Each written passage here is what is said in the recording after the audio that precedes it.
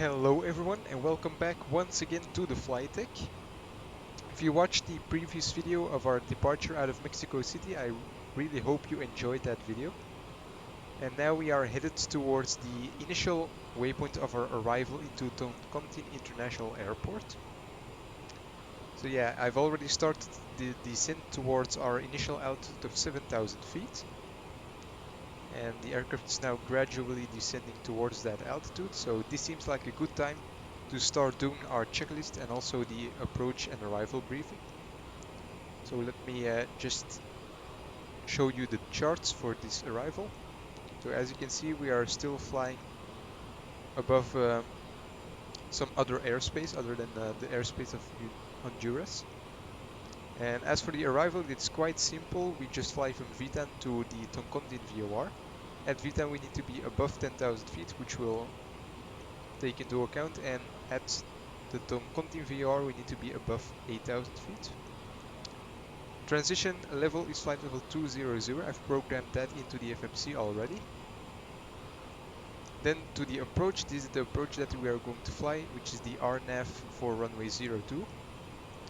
And pretty much every waypoint has been programmed into the FMC except for the Tango Golf 006 waypoint, which for some reason isn't automatically programmed in, and I tried to fix that in the previous video, but it wouldn't really work for us. So I don't know yet what we'll do with that waypoint. We might just try to make this sort of curve ourselves, but if we are low enough we can also just go straight to Tango Golf 015. At that waypoint we need to be at 7,000 feet, and then we're gonna start descending again towards our final altitude of 4,400 feet, which is our minimum altitude, and from there we are going to fly visually towards the runway. Yeah, go around, we are not going to mess with any of that. And our elevation today is 3,300 feet, like I also said in the previous video. Yeah, the runway is not very short, only 2,000 meters long, or 6,600 feet. So yeah, I'm going to try my best not to float during this landing, and get the aircraft on the ground as soon as possible, and really use everything I can to stop the aircraft. So yeah, that's everything for the approach briefing. At this point we can start, oh yeah, first we need to set the altimeter, so let me look up the weather at Toncontin International Airport for a second. The altimeter is 3006, so I'll set that real quickly. Also on the first officer's side. And then lastly on the standby altimeter as well. There we go. Other than that, the wind is still calm, temperature is good, and also we have a few clouds at 1000 feet AGL, so that shouldn't be that big of a deal. And as you can see, the speed is quite fast now, so we can decrease the thrust a little bit more. We can also shallow out the descent because we're getting a bit lower than we're supposed to be. And we can also zoom in on the navigation display there, where you can see the approach a little bit. It will become more clear once we get closer, of course. And in a few moments we should start decelerating to 250 knots, since we're about to cross 10,000 feet. For now we'll do the descent checklist. So landing elevation is set, fuel is checked, we still have 5,000 pounds on board, TCAS is set, radar is off, gas is checked, landing data, we will set that momentarily. Approach briefing, we have just completed that, so that's all great. Can increase the thrust again a little bit.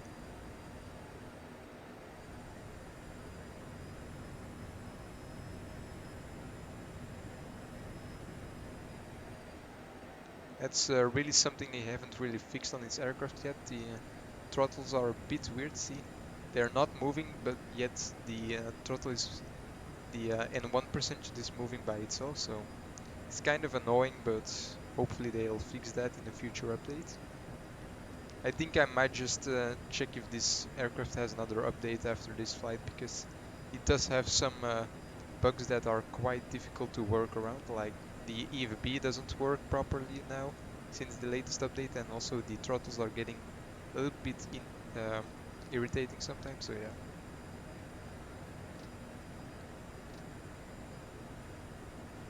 10,000 feet. I'm going to start to decelerate to 250 knots now. I'm gonna help the aircraft by decreasing the rate of descent here. Landing lights can already go back on.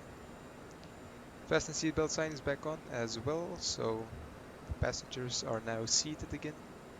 And actually we don't need a logo light as well now, since it's quite clear outside. Yeah, we are slowly getting closer to the terrain surrounding the airport.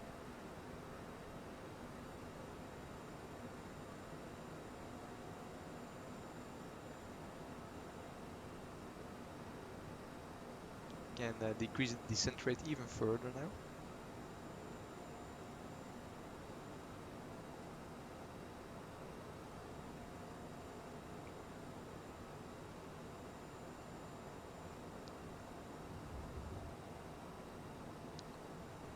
Also, something that will make this video a little bit more interesting is that now I have a replay plugin. So we'll be able to watch our landing from a third-person view after we land at Toncontin Airport, which will be quite interesting. It's a completely free plugin to download, so you can get it on flightsim.to, so a link will be in the description below if you want to download it yourself. I highly recommend you use it. It's not really a perfect plugin, but it does provide you with some nice possibilities for replays and to take nice screenshots and all of that, so that's nice. And until Microsoft Flight Simulator gets its very own replay system, I think this is a very good plugin to use until then. So there we go, the aircraft has arrived at 7,000 feet, so we are going to stay at this altitude for now. Don't really want to get any closer to this terrain here. You might already be able to spot the airport right there. There we have it. Well, according to the flight attendant, we're already about to land, but we're actually still quite a while away from the airport, so doesn't really matter that much though.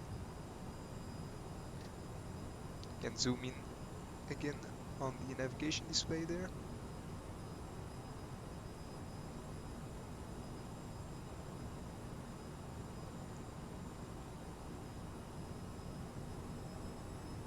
So it's getting quite bumpy over here. This might just make the landing even more interesting than it already is.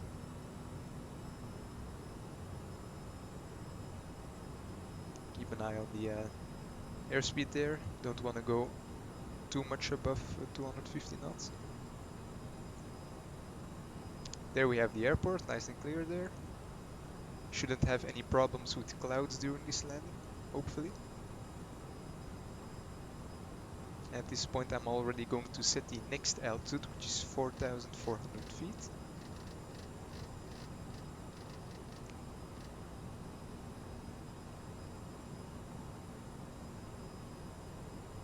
So there we have the waypoint that was missing in the arrival or approach, I should say. So we can use that as a bit of a reference, since the waypoint is in fact programmed into the missed approach procedure. Sorry, that's kind of a difficult word to say for me. So yeah, we are now turning towards well, that's not what we're supposed to do.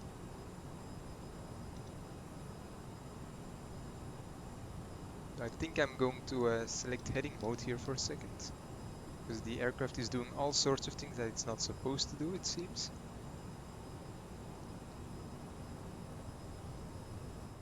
So yeah, we're just gonna vector ourselves in then, since the aircraft clearly doesn't want to fly the approach the right way.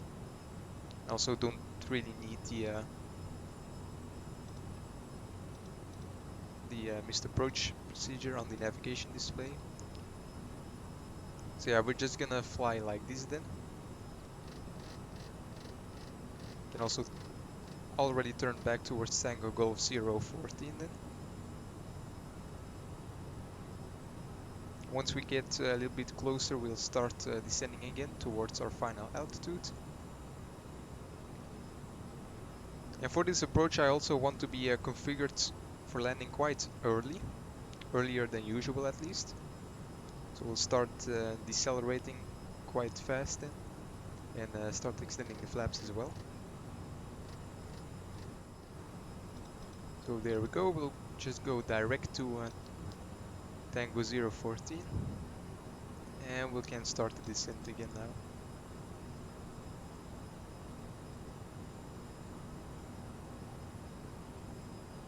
Reduce the thrust a little bit. Next altitude at Tango 014 should be 6,700 feet.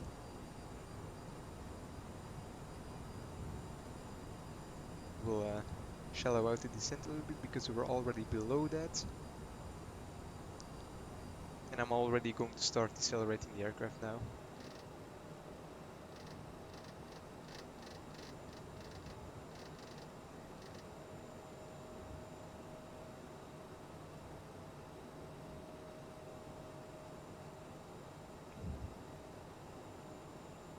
Pretty much going to stop the descent right here, since we're getting a bit too low. First notch of flaps.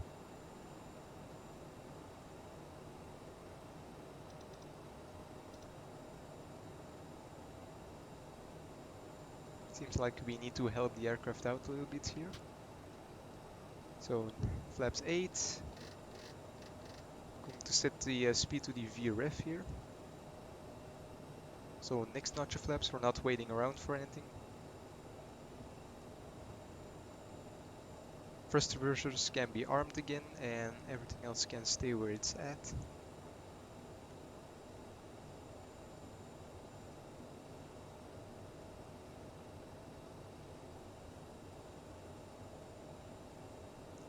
Gears coming down.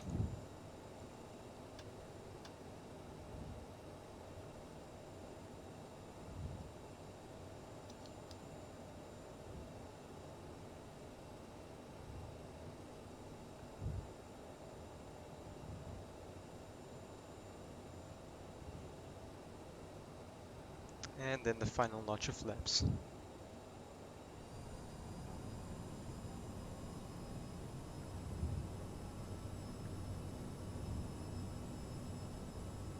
So there we go. Before landing checklist, flight attendant has been advised passenger signs are on, thrust reversers are armed, landing gear lever is down, 3 green, and flaps are full and indicating. We are ready to land. Now we just need a visual with the airport right over there. I'm already going to take over from the aircraft. Flight director, we don't need that anymore. And zoom in on the navigation display again to get a little bit more clearer picture.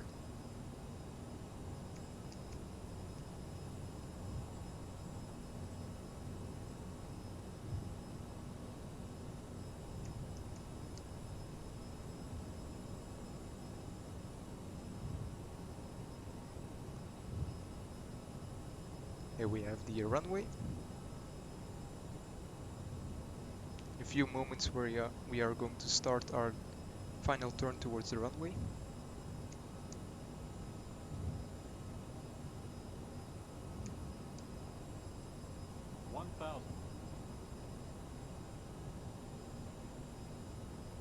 Can increase the descent a little bit now.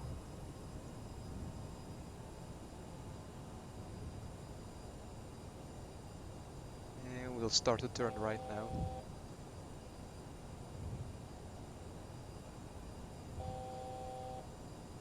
According to the pappies, we are a bit too high here. That's fine. Can work around that. Sink rate. Here we have the runway. 400. 300. Sink rate. Don't mind the sink rate message, that's all fine. Sink rate. 200. Pull up. 100. Pull up. 50. 40. 30. Start the 20. flare. 10. Really need to push back on the Allez, push forward on the stick, I mean. But we're down, okay. 60 knots, we can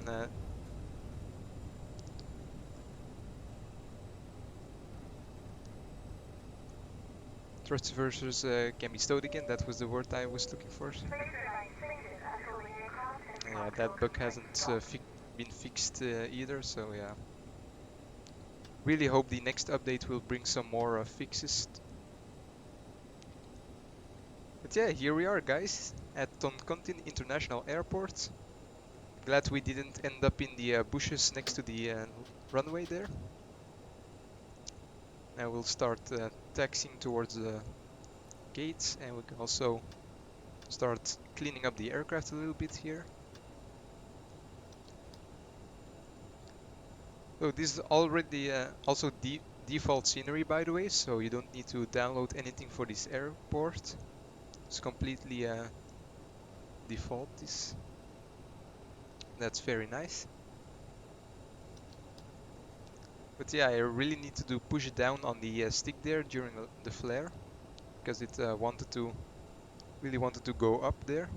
But yeah, still managed to land approximately within the touchdown zone, which is good. And we managed to stop on time, so that's fantastic.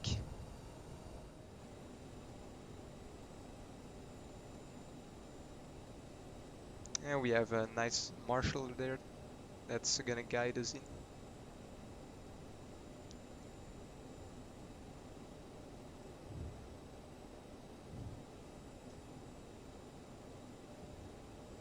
There we go.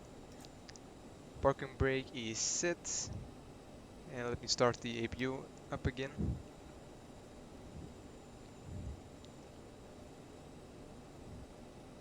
Everything else is where it should be. Fasten seatbelt sign can go off. Flaps are up, thrust reversers are off, nose wheel steering can go off as well. And let's have a look at Projectfly here, what our landing rate was during this landing. Oh, you know, oh no, I forgot to press record on the flight, on the replay system, so that's kind of a shame. I always forget to do this for some reason. Okay, so our landing rate was 231 feet per minute. Quite hard, but I think it was necessary for this particular airport, so that's not too bad. So yeah, APU is now started, so we can go ahead and turn off both our engines. There's no point in keeping them on since the replay system isn't gonna be used today, so yeah, that's really too bad, guys. Sorry for that. Hopefully next time I'll think about turning on the replay system for you. For now, all I can give you is this nice outside view of our beautiful CRJ 700 at Toncontin Airport. That was quite an interesting approach, and like I said in the previous video, quite nerve-wracking, especially if you're not really experienced with these types of approaches. But yeah, I highly recommend you try this out yourself and see if you can do it better than me or anything else. So yeah, that's going to be it for this video, guys. If you enjoyed it, obviously leave a like down below, and also don't forget to do a touch and go on that subscribe button as well. It really helps the channel out a lot. And yeah, if you have any requests or questions, you can always drop them down below in the comment section. They are always more than welcome. And for now, I'll see you guys in the next one. See ya.